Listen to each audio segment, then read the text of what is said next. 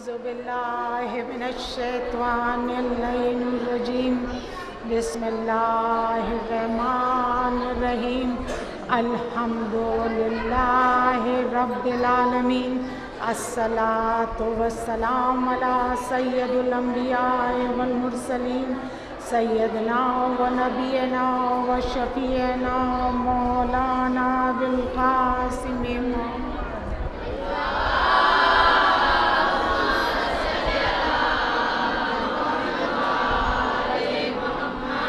व आले बैतिहि तय्यबीन ताहिरीन मासूमीन मज़लूमीन मुंतजबीन मुंतक़बीन अम्मा बाद फ़क़द क़ाल अल्लाहु तआला व तबारका फ़ी किताबिहिल मुबीन व हुवा अस्दक़ुल क़ाइलीन व क़ौलुहुल हक़ अल्लज़ीना अज़हबल्लाहु अन्हुर रिज्सा व युताहिरुहुम तत्हीरा।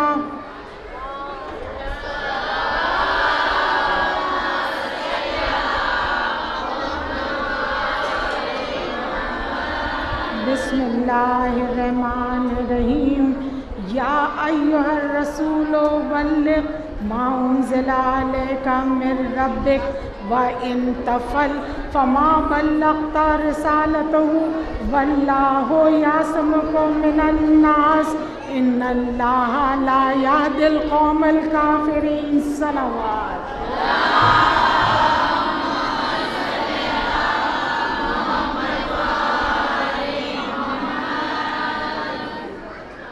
हाज़िराने महफ़िल, मैं शहज़ादी कौनैन की बारगाह में आप सब लोगों के लिए दुआ करूँगी कि मेरी शहज़ादी आपकी दिली मुरादों को और तमन्नाओं को पूरा करे।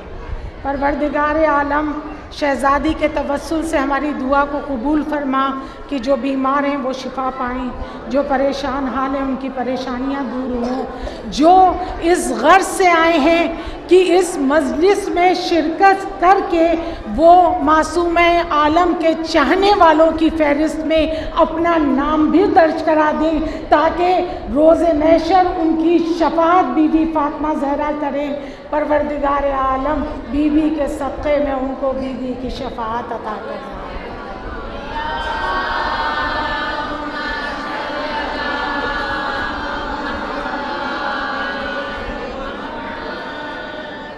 सुबह से मुसलसल आप लोग खानवादे आले मोहम्मद में बीबी के पुरसे को पेश कर रहे हैं, उनके फ़ज़ाइल को भी समात फरमा रहे हैं। लेकिन मैंने जो सिलसिला सुबह से जारी था उस सिलसिले को थोड़ी सी तब्दीली अता की, इसलिए कि मुझे ये वाज़े करना है कि वो क्या चीज़ें थीं जिसकी वजह से हमारी शहज़ादी इतने आलाम और मसाइब उठा के इस दुनिया से गई कि चलते चलते मेरी शहज़ादी ने नौहा पढ़ा, सुब्बत अलल मसाइब लो अन्हा सुब्बत अलल अय्याम सिर्रन लया लया। और इसीलिए मैंने उस आए करीमा को अपना सरनामे कलाम करार दिया कि जिस आए करीमा से ये सिलसिला आके जुड़ता है।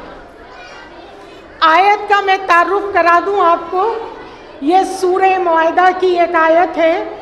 सूरह मुआहिदा कुरान मजीद का 5वां सूरा है और जिस सूरह की तिलावत का शरफ हासिल हुआ उसका निशान 67 है, 67। और इस आयत को आए बल्लिग़ कहा जाता है। इस आय मुबारका में परवरदिगार अली आला अपने हबीब अहमद मुस्तफ़ा मोहम्मद मुज्तबा सल्लल्लाहु अलैहि वसल्लम से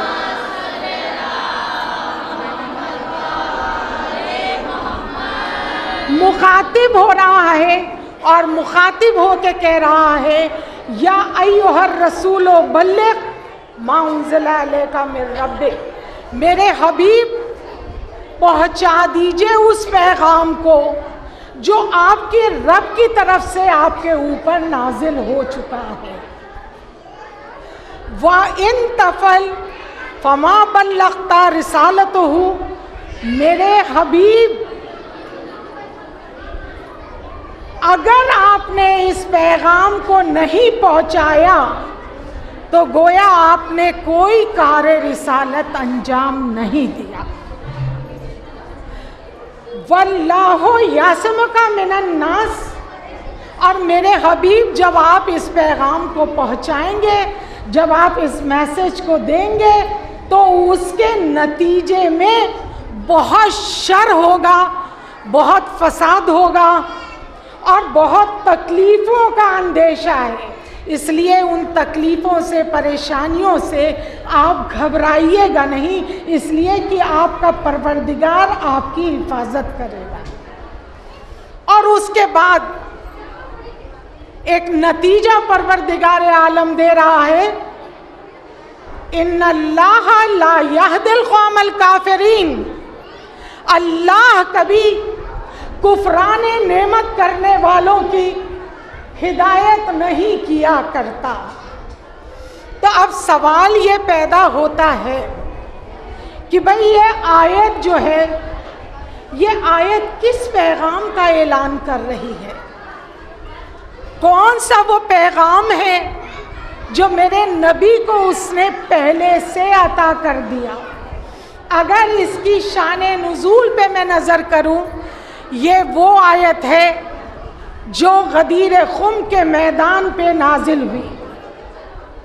जुमेरात का दिन था, हज्जुल विदा का मौका था, हज को गुजरे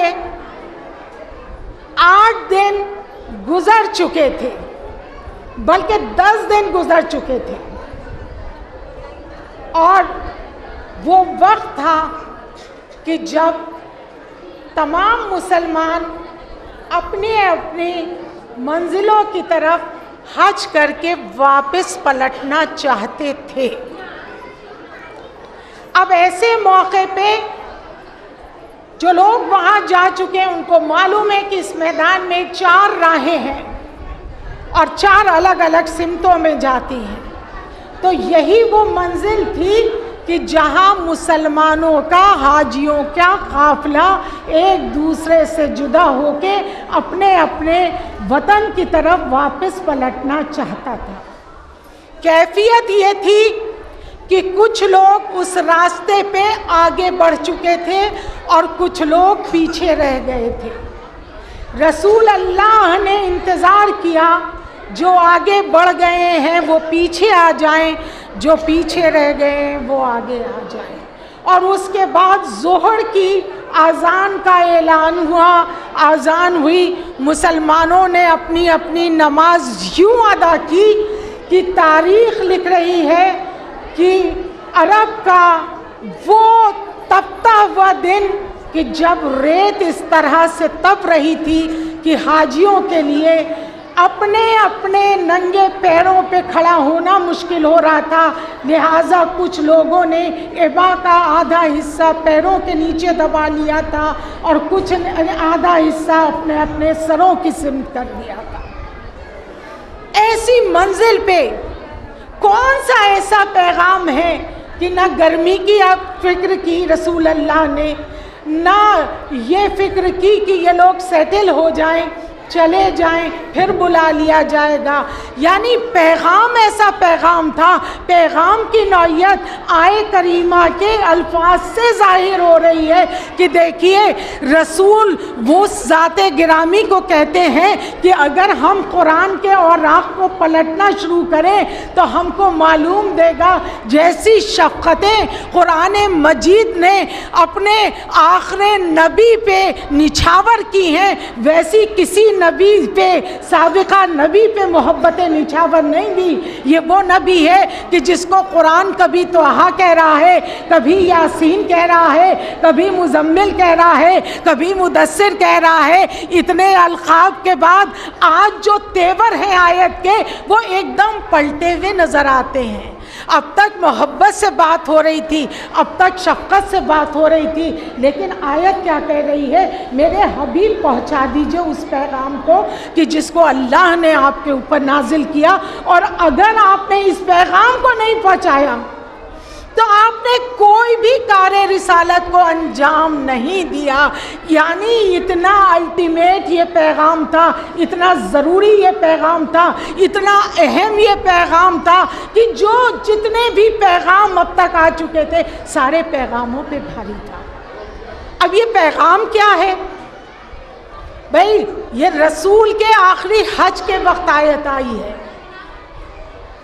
शरीयत का हुक्म रसूल अल्लाह दे चुके, नमाज का हुक्म रसूल अल्लाह दे चुके, रोज़ों का हुक्म रसूल अल्लाह दे चुके, जितनी भी एकाम इस्लाम है उसका तालीम रसूल अल्लाह दे चुके हैं। तो अब ये कौन सा पैगाम है कि जिसको तमाम एकाम पे अल्लाह भारी जान के ये कह रहा है, जितने भी आए पैगाम, चाहे नमाज से रिलेटेड हो, चाहे रोज़े से हो, चाहे कोई और एकाम इलाही से हो, लेकिन कहीं पे ये नहीं कहा गया इस पैगाम को न दिया तो कोई काम अंजाम नहीं दिया तुमने रिसालत का। यानी पैगाम बता रहा है, ये हुक्म बता रहा है कि पैगाम तमाम हुक्म से अफजल है। और ये पैगाम क्या पैगाम है भाई? रोज़ा आया, मुसलमानों ने मान लिया।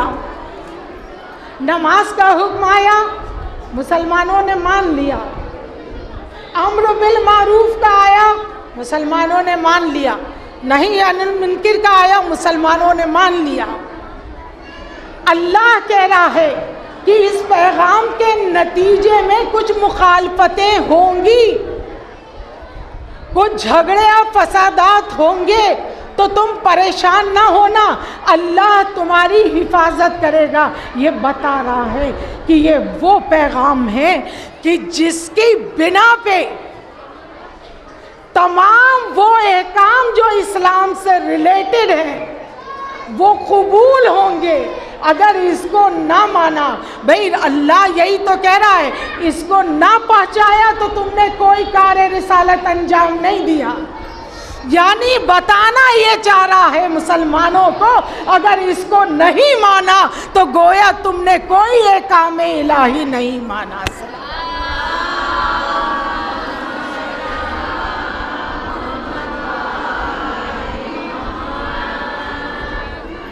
और उसके बाद एक फ़िक्रा जो कहा है वो एक नतीजे वाला फ़िक्रा है, इन्नल्लाह ला यादिल कौमल काफिरीन, अल्लाह कभी काफिरों की हिदायत नहीं कर सकता। इस जुमले पे हम बाद में आएंगे, लेकिन जैसे ये हुक्म आया तो रसूल का एहतमाम ये बता रहा है कि हुक्म क्या हुक्म है, इसलिए कि ये मुसलमान न सोचे। आज बहुत एतराज़ात होते हैं, लेकिन मैं आपको बता दूं इस आयत के सिलसिले में मुतवातिर अहादीस हैं जिनमें असहाबे रसूल भी शामिल हैं, तकरीबन 110, जिसमें ताबईन भी शामिल हैं, जिसमें अज़वाज रसूल भी शामिल हैं।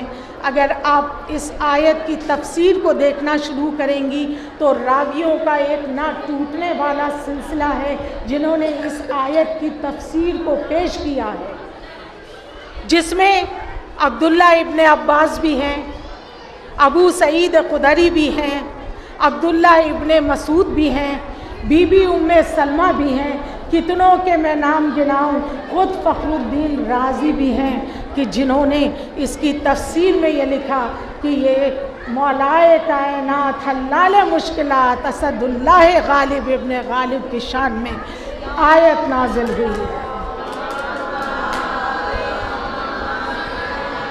एक बाआवाज़ बुलंद सलवात भेजिए।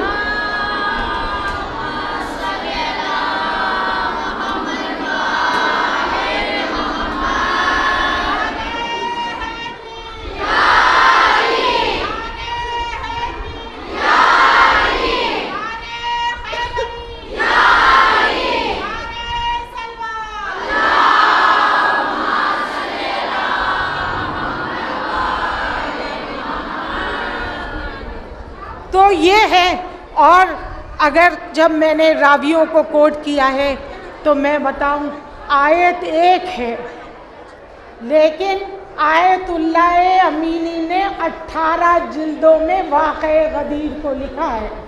अब आप समझ सकती हैं कि ये आयत कितनी अहम आयत है मुसलमानों के लिए, कि जहाँ पे जब ये हुक्म आ गया उसके बाद तमाम मुसलमानों की नुमाइंदगी उस वक्त है। कोई ये नहीं कह सकता कि हमने नहीं सुना या हम नहीं समझे कि रसूल ने क्या कहा। उस वक्त रसूल के असहाब ने ऊँटों की पालेन का मिंबर तैयार कराया और कुछ लोगों ने ये एहतमाम किया कि अपनी अपनी एबा उतार के वो बेबर्गो गया जो दरख्त थे उनके ऊपर एक दरख्त से दूसरे दरख्त पे बांधा ताकि शामियाना हो जाए। जब मिंबर तैयार हो गया तो रसूल अल्लाह मिंबर पे तशरीफ़ ले गए और तशरीफ़ ले जाने के बाद पूछा, ए लोगों, क्या तुम मेरे नफ्स को अपने नफ्सों से बेहतर जानते हो? सब ने कहा, भला या रसूल अल्लाह, हाँ रसूल अल्लाह, हम बेशक आपके नफ्स को बेहतर जानते हैं। उसके बाद रसूल अल्लाह ने तस्दीक कराई कि तुमने मुझे कैसा नबी पाया? सब ने कहा, बेशक आपको हमने नबी बरहक पाया, आपने एकाम इलाही हम तक पहुँचाए, हमको सही राह दिखाई। जब सारी तस्दीक करा ली, यानी मुसलमानों की ज़बान से ये तस्दीक करा ली कि अब तक रसूल ने जो कुछ भी कहा वो सिदाकत के सिवा कुछ नहीं था, हक़ के सिवा कुछ नहीं था।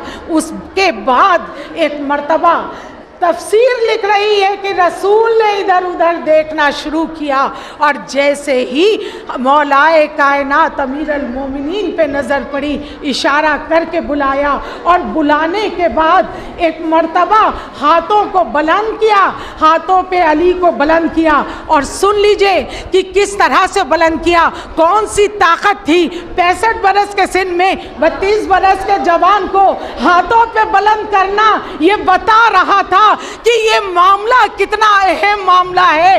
क्यों? क्योंकि कोई कहेगा रसूल का कौल भारी है, कोई कहेगा रसूल का अमल भारी है। रसूल ने एक ही मकाम पे अपने कौल और अमल को एक जगह जमा किया। जब हाथों पे बुलंद किया तो अमल किया, जब ज़बान से कहा मन कुंतो मौला हो फहाजा अलिन मौला, तो कौल को अदा किया, ताकि कोई बात का मौर्रिख ये ना कह सके कि हमने सुना नहीं, कान काम नहीं कर रहे थे। कोई ये ना कह सके कि हमने देखा नहीं, आंखें काम नहीं कर रही। आंखें नहीं काम कर रही तो सुन के मौला मानो, और अगर कान काम नहीं कर रहे तो देख के मौला मानो। सलावत।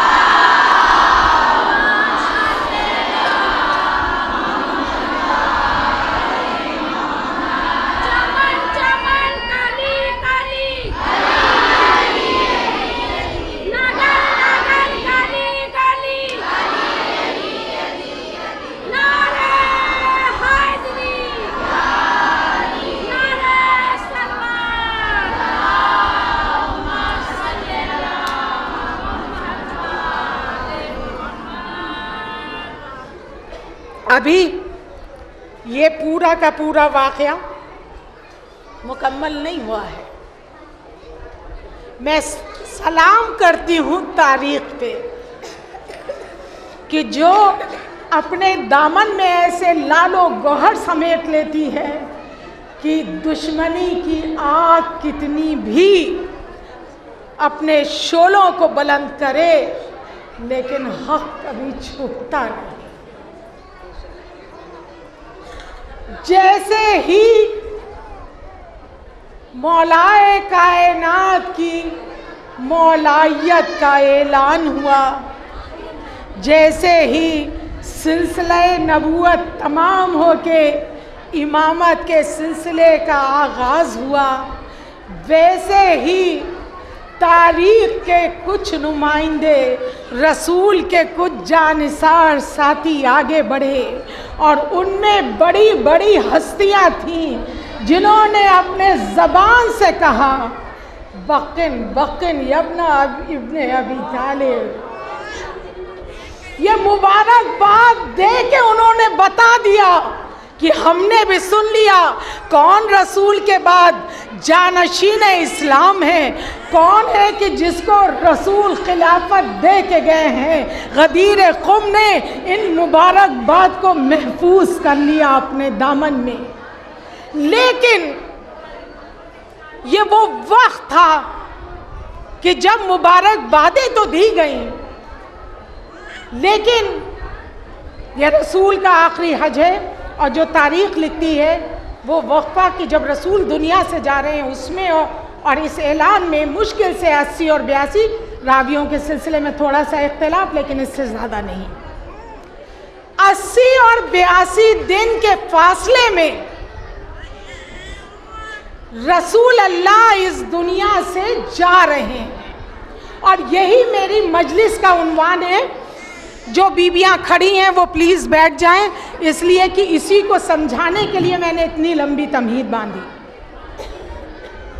पीछे जो बीबियां खड़ी हैं और जिनको मजलिस सुननी है वो बराए मेहरबानी फर्श अज़ा पे बैठ जाइए।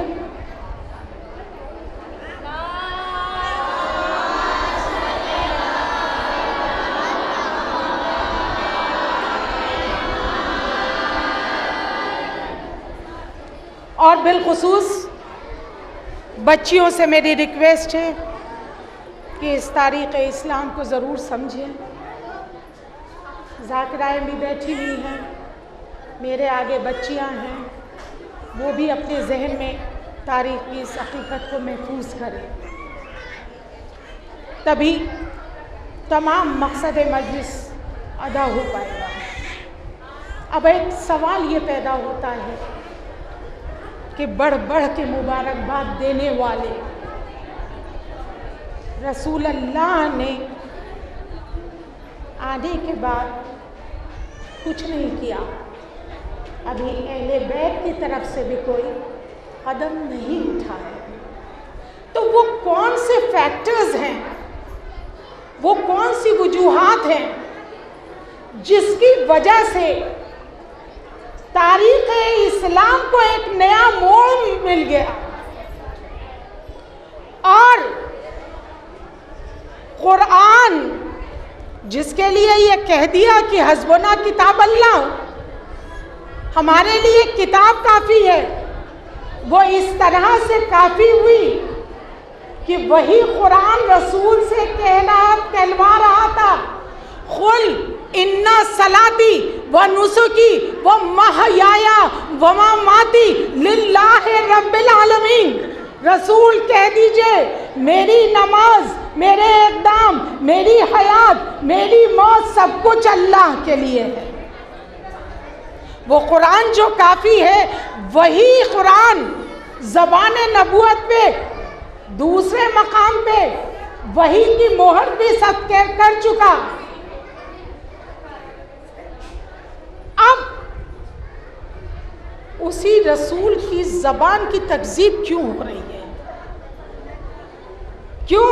क्योंकि 80 और 82 दिन में कौन से ऐसे चेंजेस आ गए, तब्दीलियां हो गई कि अभी रसूल दुनिया से गए कि मजलिस शूरा को तलब कर लिया गया, सकीफ़ा कर लिया गया।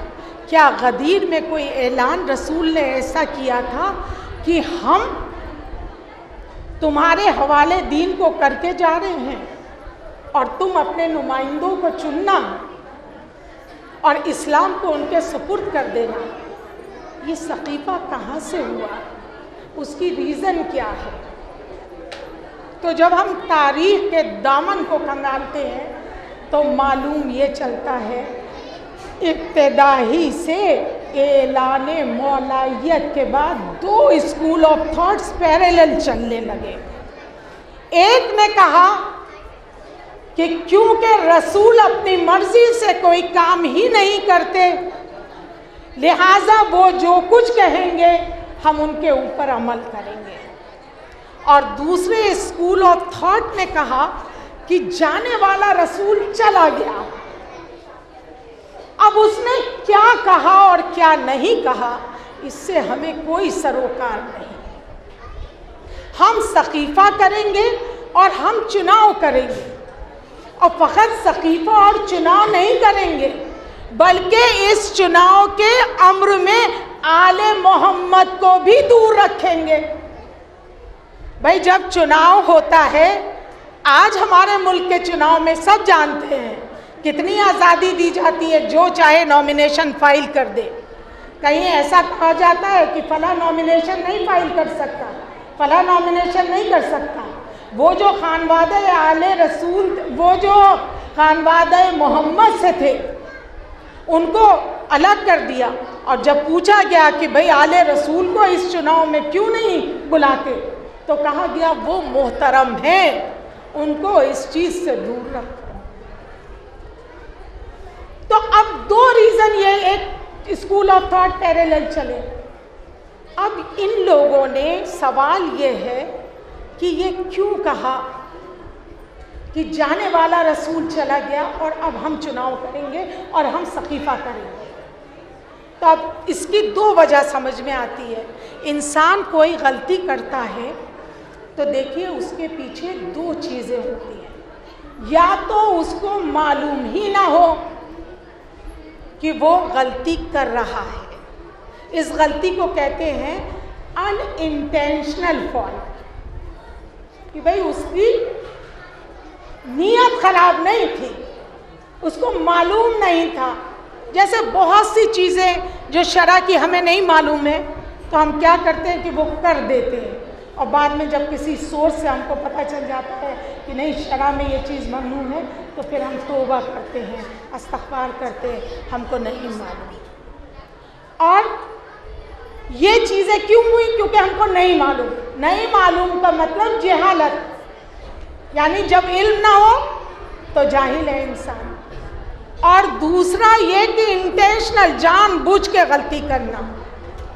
तो जब अनइंटेंशनल की बात आती है कि इंसान ने मालूम ना होने की बिना पे गलती की, तो ये फैक्टर निकल जाता है। क्यों निकल जाता है मैं आपको बताऊं?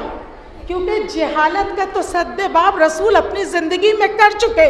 जब रसूल ने ये कहा अना मदीनतुल इल्म वालिल बाबहा फमन अरादल इल्म फलियातिल बाब, मैं शहर इल्म और अली उसका दरवाज़ा है। जिसको शहर इल्म तक आना है तो वो दरवाजे से होके आए। तो जहालत का तो फैक्टर ख़त्म हो गया। अब सवाल ये है कि अगर मैं ये दावा करूं कि जो कुछ भी हुआ, चाहे सकीफ़ा हुआ, चुनाव हुआ, मजलिस शूरा को तलब किया गया, नुमाइंदे चुने गए, ये जानबूझ के किया गया, तो आप कहेंगे आपके पास इसकी दलील क्या है? और आप ही नहीं, ये मजलिस नेट पे भी कवर होगी, तो ये कहीं से भी दुनिया के किसी कॉर्नर से भी सवाल आ सकता है। आपके पास क्या सबूत है? तो सबूत दे दूं आपको मैं। इब्ने हदीद मोतज़ली शारे नहजुल बलागा हैं, शारे कलाम अमीरुल मोमिनीन हैं। उन्होंने खुतबा शख्सिया की शरह की और शरह में एक कमेंट्री लिखी। बहुत गौर से सुनिए, पीछे तक के मजमे को मैं किताब कर रही हूँ कि इसमें सारे राज छुपे हैं इस्लाम की बदलती हुई तस्वीर के। ये खुतबा, इसमें कमेंट्री किसके बीच में है? अब्दुल्ला इब्ने अब्बास और वो जो जानशीने उम्मत बन बैठे, उनके बीच में ये मुकालमा हुआ। और जानशीने उम्मत, तारीख में जाके नाम देख लीजिएगा, खुतबे में जाके नाम देख लीजिएगा, नाम मौजूद है। लेकिन आप समझिए कि कौन था कि जिसने उम्मत की जानशीनी का दावा किया। उसकी कमेंट्री है, वो कहते हैं कि ए अब्दुल्ला इब्ने अब्बास, रसूल का आखिरी वक्त था, मैं रसूल के पास था, रसूल ने मुझसे कागज़ और कलम मांगा और चाहा ये कि आखिरी लम्हे में खिलाफत अली को दे जाएं, और उस नामे को तहरीर करके उस खिलाफत को अली को दे दे। तो मैंने उस वक्त रसूल को रोका, और जब मैंने रसूल को रोका तो रसूल ने मुझे देखा और सर को झुका लिया। जरा गौर कीजिए एक एक लफ्ज पे कि रसूल ने मुझे देखा और रसूल ने सर को झुका लिया। गोया ये रसूल की मर्जी थी कि खिलाफत अली को मिल जाए, अल्लाह की मर्जी कुछ और थी। तो ऐसे तो रसूल की मर्जी ये भी थी कि रसूल के चचा लम्हे आखिर में कलमा पढ़ ले, लेकिन ये रसूल की मर्जी थी, अल्लाह की मर्जी नहीं थी। आप देखिए, और फिर आखिर में कह रहे हैं मैंने इस्लाम में बेकनी इस तरह से डाली कि मैंने रसूल को कागज और कलम नहीं दिया। ये वो है जो कह रहे हैं हस्बुना किताब अल्लाह।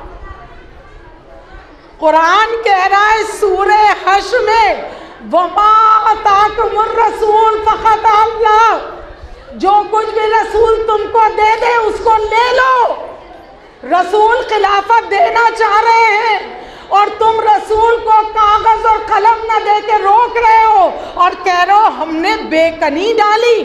और उसके बाद ये साथ में कि ये रसूल की मर्जी थी, अल्लाह की मर्जी नहीं थी। रसूल के जिंदगी में कुरान फहमी का ये आलम कि अल्लाह की मर्जी को रसूल की मर्जी से अलग कर दिया। तो जो अल्लाह और रसूल में फर्क डाल दे वो अगर उम्मत मुस्लिमा में तफरका फैला दे तो कौन सी बड़ी बात है। सलावत।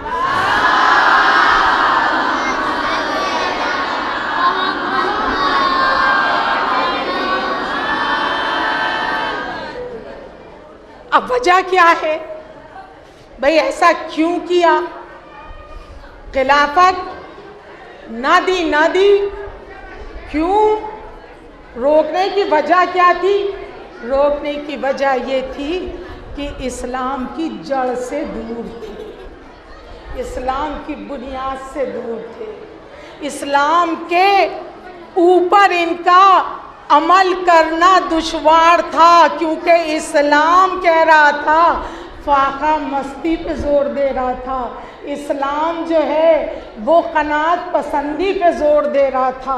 अगर ये उस वक्त खिलाफत अली के हवाले कर देते तो फिर ना इनकी दुकान चलती, ना इनका कारोबार चलता।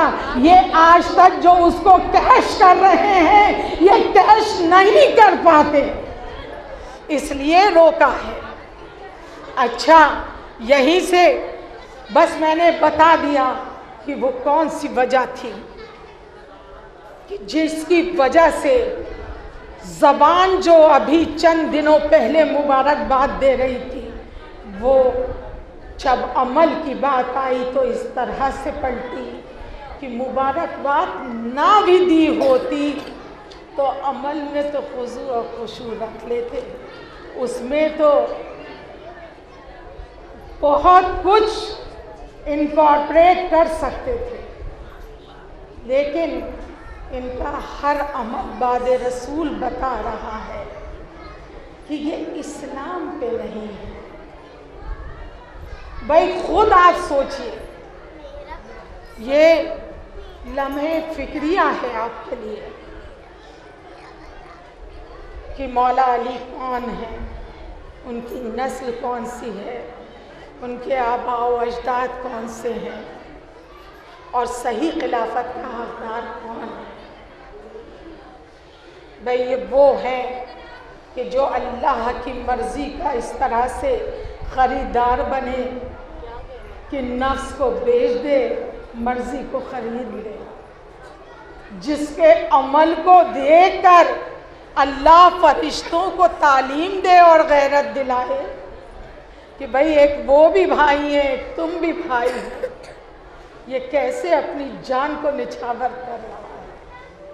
ये वो अली हैं कि जिन्होंने रसूल ने इस्लाम दिया और अली ने इस्लाम को बखा दी। रसूल ने इस्लाम को हयात दी, अली ने इस्लाम को सांस दी। ये वो अली हैं कि जिनको खिलाफत की मंजिल से दूर रखा जा रहा है। लेकिन फ़ैसला आप कीजिए, और फ़ैसला हर वो इंसान करे जो मेरी मजलिस को सुने, आप भी सुने या बाद में सुने, कि ये बताइए कि ये वो लोग कौन हैं कि जो रसूल को रोक रहे हैं खिलाफत को अली के सुपुर्द करने से। अगर इनकी तारीख को आप देखिएगा तो आपको मालूम ये चलेगा कि इस्लाम के आने के 7 साल के बाद रसूल को जब अच्छी तरह परख लिया, इस्लाम की अहमियत को समझ लिया, ये जान लिया कि ये तबलीग ऐसी होगी जो तमाम अदियान पे इस्लाम को ऊपर गालिब कर देगी, तब उन्होंने 7 साल के बाद परखने का कलमा पढ़ा। अली कौन है कि इधर ऐलान रिसालत हुआ, पूछा तुम में से कौन है कि जो मेरी नुसरत करेगा। 13 बरस के सिन में भी कम सिन अली खड़े होकर कहते हैं कि या अली या रसूल अल्लाह, मैं आपकी मदद करूँ। आप देखिए तो भाई, अली की सदाकत की इब्तिदा है दावत जुलशीरा, और सदाकत की इंतहा है गदीर खुम का मैदान। कहाँ पे, किस तरह से कि अभी ऐलान नबूवत हुआ, सबके बीच में हुआ। दावत जुलशीरा, शीरा यानी खानदान वालों की दावत थी, कोई गैर इस दावत में नहीं था। सारा खानदान मौजूद, सारे बुजुर्ग मौजूद, कोई ना बोला, फ़कत एक कमसिन बच्चा बोला। भाई इसको इस तरह से शोएब नसाई ने नकल किया है साहसिता में कि जब रसूल अल्लाह बराबर से आवाज़ दे रहे थे, कौन है जो मेरी नुसरत करेगा, कौन है जो मेरी मदद का वादा करेगा, कहीं से कोई आवाज़ नहीं आई। एक बच्चा था जो मुसलसल खड़ा हो रहा था, जब 3 बार वो मुसलसल खड़ा हुआ, तीसरी मर्तबा रसूल ने कंधे पे हाथ रखा, गोया रसूल ने उस आयत की तफसीर को पेश कर दिया। वक़्फ़ जनादा लमिन तबा का मिनल मोमिनीन, मोमिनीन में से जो तुम्हारी इत्तबा करे उस पे अपने दस्ते शफ़क़त को रख देना।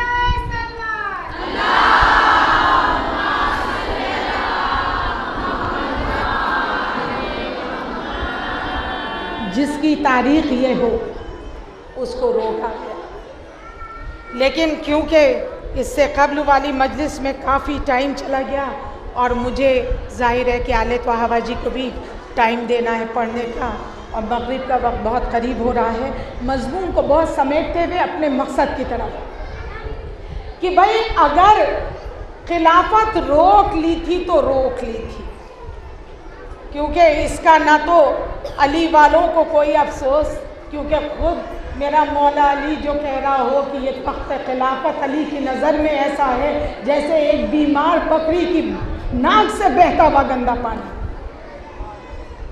तो जिसकी नज़र में तख्त खिलाफत ये हो तो हमें कोई उज़्र नहीं, कोई परेशानी नहीं। लेकिन आप ज़रा पॉलिटिक्स देखिए जिसकी तरफ मैं इशारा कर रही हूँ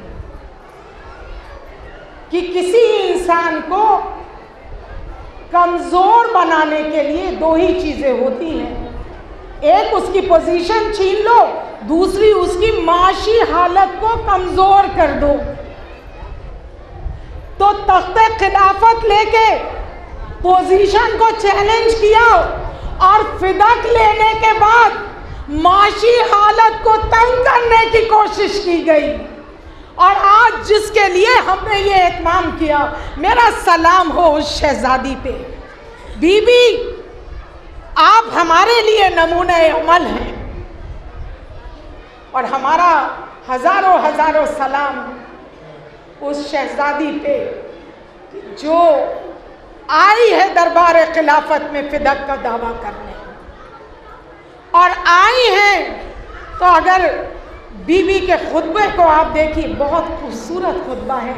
जो लोगों ने उस खुतबे के बारे में लिखा है तारीख में, वो लिखा है कि इतना मुकम्मल और इतना जामे खुतबा कोई और दे ही नहीं सकता था सिवाय उसके कि जिसने आगोशे रिसालत में परवरिश पाई हो। सलावत भेज दी।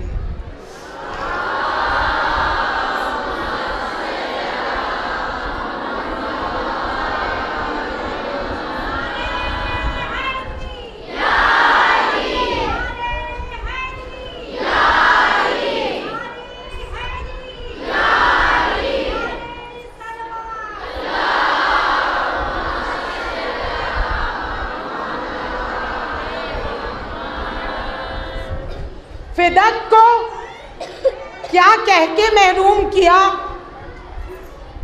भाई? एक हदीस जाल को गढ़ा, नाहनो माशरल अंबिया ला नुरिस वला नुरिस मा तरकनाओ सदका। हम गिरोह अंबिया ना विरसा लेते हैं ना विरसा छोड़ते हैं। हम तो जो कुछ भी छोड़ते हैं वो सदका छोड़ते हैं। इस हदीस जाल को जब सुना मेरी शहजादी ने तो दरबार खिलाफत में आई, और जिस खुतबे का मैं जिक्र कर रही थी उस खुतबे की इब्तिदा देखिए तो शुरू होता है अल्हम्दुलिल्लाह, अल्हम्दुलिल्लाहिल्लज़ी अलमा अलमा। तारीफ है उस खुदा की। हमने सनाए परवरदिगार आलम करने के बाद मेरी शहजादी खुतबे को आगे बढ़ाती हैं, अपने बाबा मोहम्मद मुस्तफ़ा का तारुफ कराती हैं।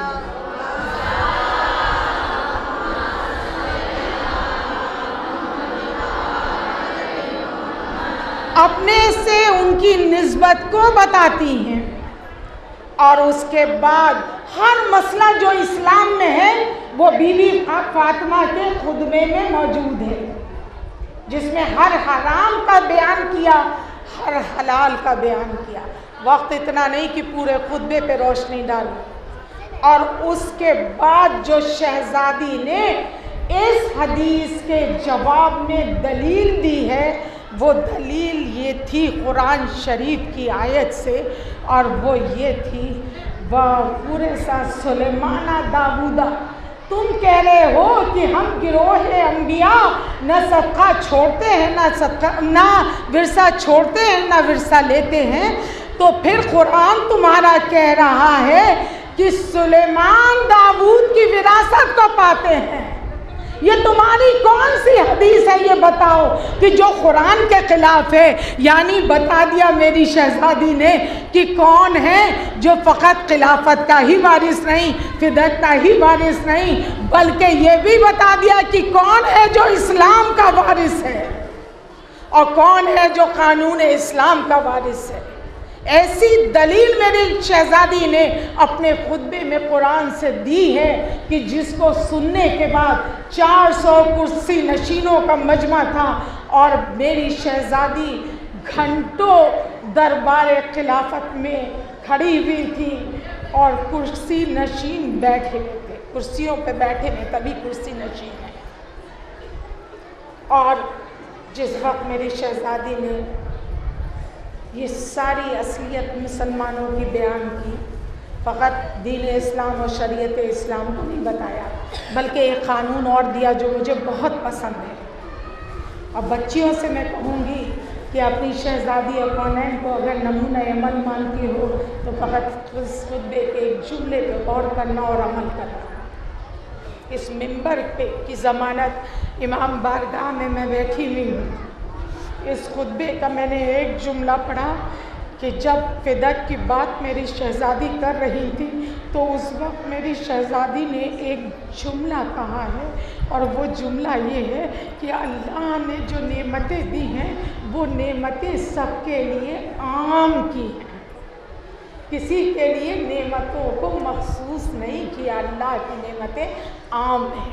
और उसके बाद शहजादी कहती हैं, तुम ये सोचते हो कि तुम फिदक मुझसे रोक लोगे और मुझे नहीं दोगे, उससे महरूम कर दोगे, तो तुम अल्लाह की नेमतों को रोक लोगे? नहीं, मैं तुम्हें बता दूं कि रोकोगे तो रुक जाएगी और दोगे तो इजाफा होगा। ऐसी इकोनॉमिक्स का उसूल मेरी शहजादी ने दिया कि मैंने कहा कि मैं इस मिंबर की जमानत दे के कह रही हूँ कि मैं अपनी ज़िंदगी में इसी चीज़ पे अमल करती हूँ और हर आन करती हूँ। और कभी मैंने अपनी शहजादी के कौल को हक से दूर नहीं पाया। यानी शहजादी बता रही है कि जब तुम रोकोगे तो यह हर तरह से रुक जाएगा और अगर तुम दोगे तो इजाफा होगा। यही मैसेज मैं बच्चियों को दे रही थी कि कभी भी देने के लिए जब अता की बात आए तो अपने हाथ को देने से रोकना नहीं। बीबी सैयदा के हाथों को याद करना, अता करना, ये उनकी दुआ है, उनके खुतबे का पाठ है कि दोगे तो इजाफा होगा और रोकोगे तो रुक जाएगा। ये सिद्दीक़ ताहिरा है, ज़बान ऐसी सच्ची है कि कहा था ना कि रोकोगे तो रुक जाएगा। कैसे रुका फिदक बता दूं? पूछते गुजर गई और 8वें इमाम का ज़माना आया और मामून रशीद ने कहा कि फर्जंदे रसूल, हमने फिदक के सारे मसले को पढ़ा, तमाम दस्तावेज देखी, तमाम कागजात देखे और हमने ये देखा कि फिदक ऐन आले रसूल का हक है, किसी और का हक नहीं। ये बड़े दरबार में एक खलीफे वक्त ये कह रहा है कि रसूल ना सदका तरका छोड़ते हैं ना तरका लेते हैं। दूसरा खलीफे वक्त पूरी तारीख के चेहरे पे ये कह के तमाचा मार रहा है कि आले रसूल का हक है। यानी बता दिया कि देखो कौन है जो हकदार है और कौन है जो गासिब है। सलावत।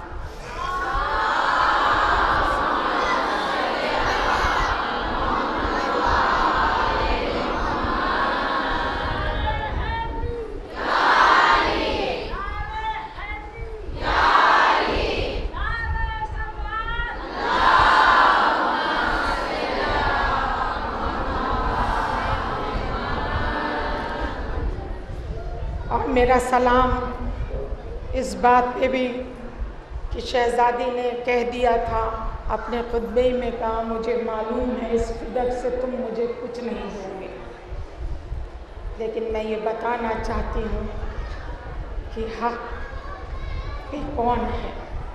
यानी देखिए, शहजादी जिसको ये मालूम था कि फिदक का कुछ नहीं मिलेगा, वो दरबार में क्यों गई? ये बताया कि वो सैयदतुल निसाइल आलमीन है, दुनिया की औरतों की सरदार है।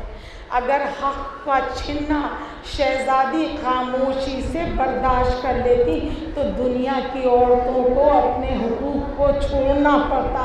शहजादी ने दरबार में खड़े होके अज़ियतें सह के, वो कि जिसके सर को कभी गर्दिशे आफ़ताब ने भी न देखा हो, वो दरबार में कनीज़ों के झुरमुट में इस तरह से खड़ी हुई है कि आपको मालूम है इस इतनी लंबी मुद्दत के लिए शहजादी को खड़ा होना पड़ा इस खुतबे को देने के लिए और अपने मुकदमे को पेश करने के लिए कि शहजादी के पैरों पे वरम आ गया था। क्यों? जब शहजादी कौनैन इस दुनिया से गई है ना,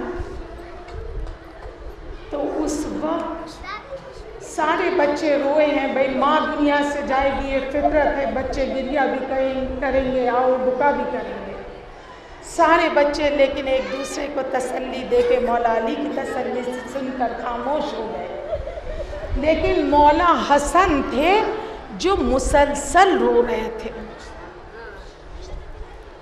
जब इमाम हुसैन जो छोटे थे करीब गए और कहा, भैया देखो हम तो माँ को इतना चाहते थे, अम्मा भी हमें इतना चाहती थी, लेकिन हम तो खामोश हो गए बाबा के कहने से, हमने सब्र कर लिया, लेकिन तुम हो भैया कि तुम चुप नहीं हो रहे हो। तो आपको मालूम है इमाम हुसैन अलैहिस्सलाम तड़प गए थे और तड़प के कहने लगे, भैया हुसैन तुम छोटे थे, तुम्हें याद नहीं, क्योंकि मैं बड़ा था, मुझे याद है। अम्मा के पैरों पे इतना वरम आ गया था कि अम्मा सीधी नहीं खड़ी हो पा रही थी।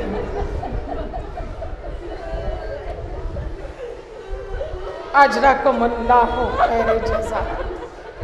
क्योंकि आखिरी मजलिस ताबूत की मजलिस है, तो मुझे शहजादी की शहादत के मसाइब नहीं पढ़ने हैं, लेकिन बहरहाल बीबी ज़ैनब कुलसूम आका हसनैन को माँ का तो पुरसा देना है।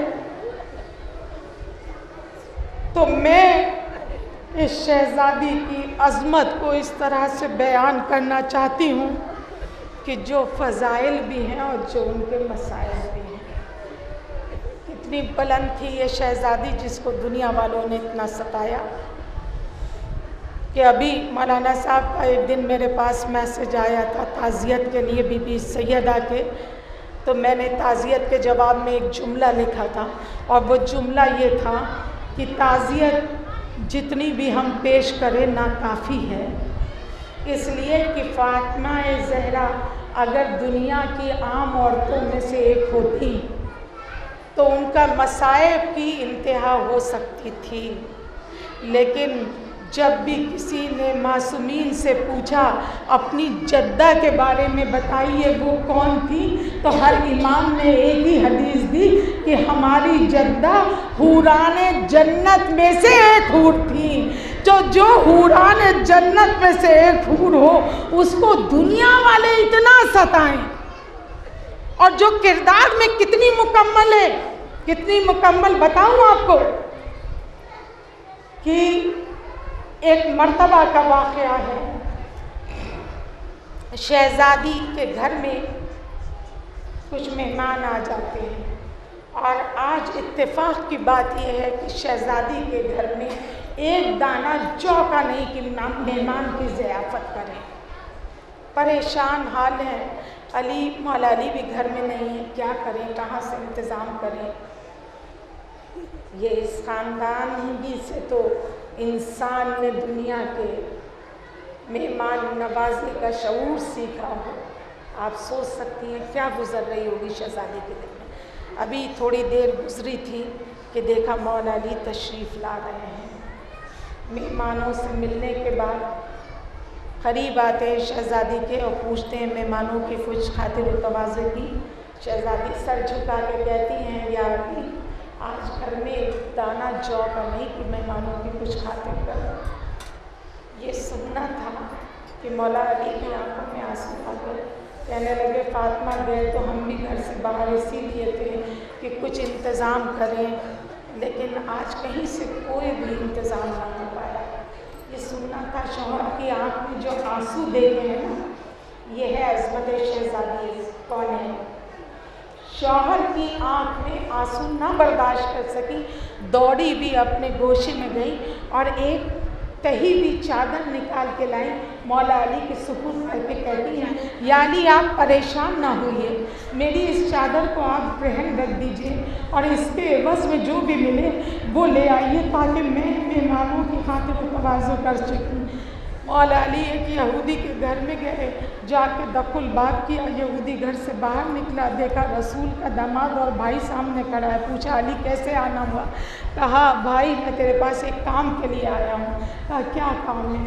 कहा इस चादर को रहन रख लो और इसके एवज़ में मुझे कुछ पैसे दे दो ताकि मैं खाने पीने का कुछ इंतज़ाम कर सकूँ।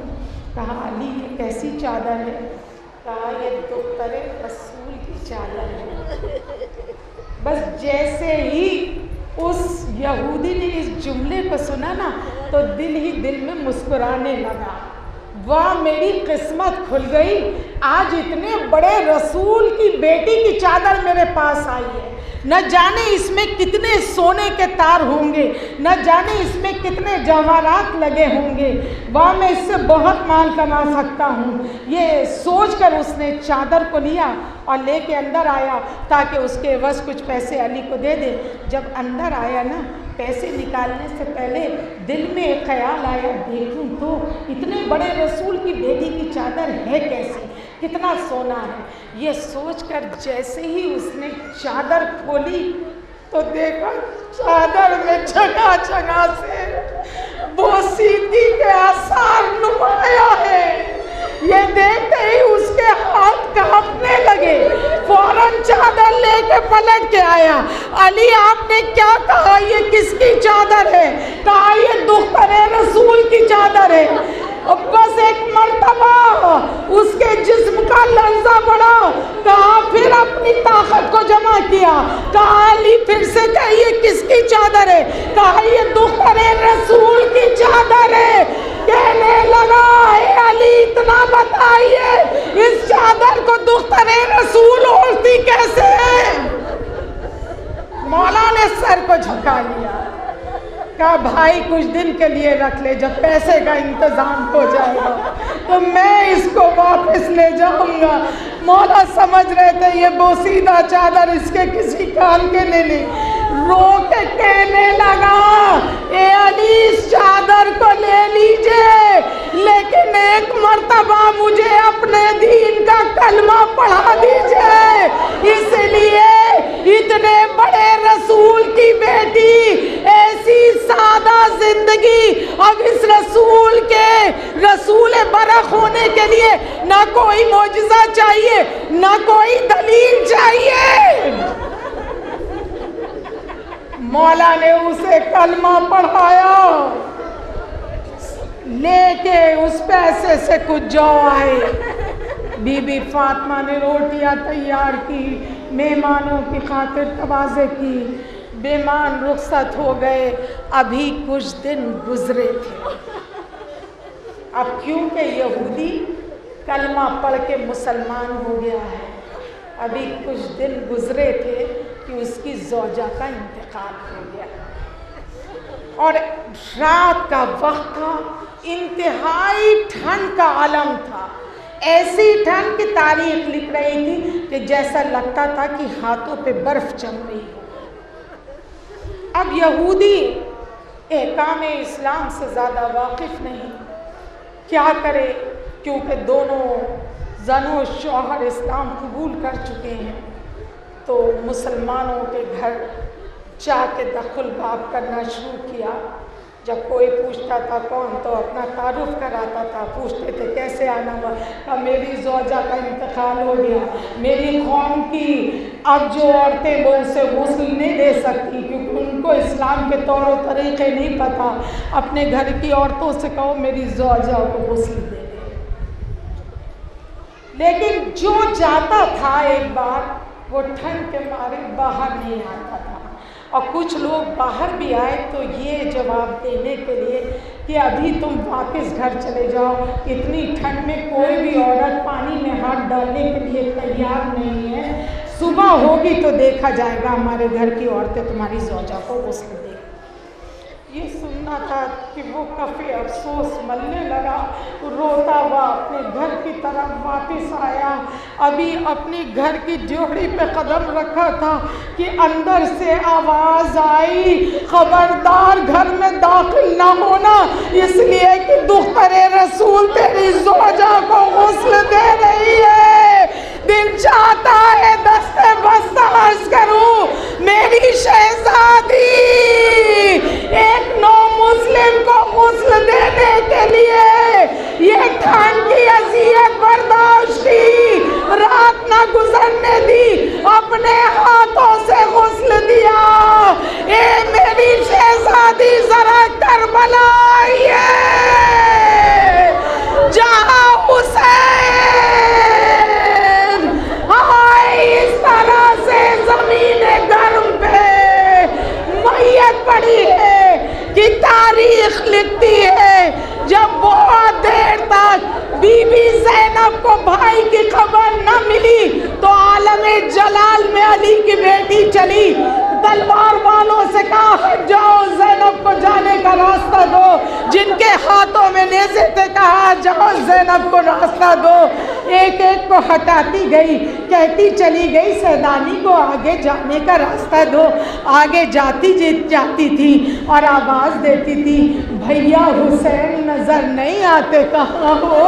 ए हुसैन आवाज़ दो, भैया कहाँ हो? ये बहन तुम्हारा दीदार कैसे करे, भाई कहाँ हो?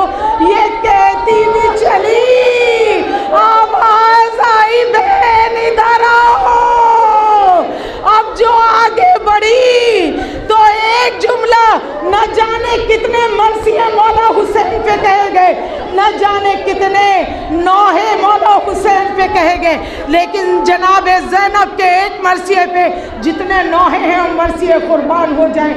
ज़ैनब आगे बढ़ी और आगे बढ़ने के बाद क्या मंजर देखा कि एक लाश बेसर खून में गलता ज़मीन करबला पे तड़प रहा है। दौड़ के गई, सर को झुकाया, अंताखी, क्या तू ही मेरा भाई हुसैन है? और ये कह के या अली कह के हाथों पे लाशों को बुलंद किया, रुख किया मदीने का।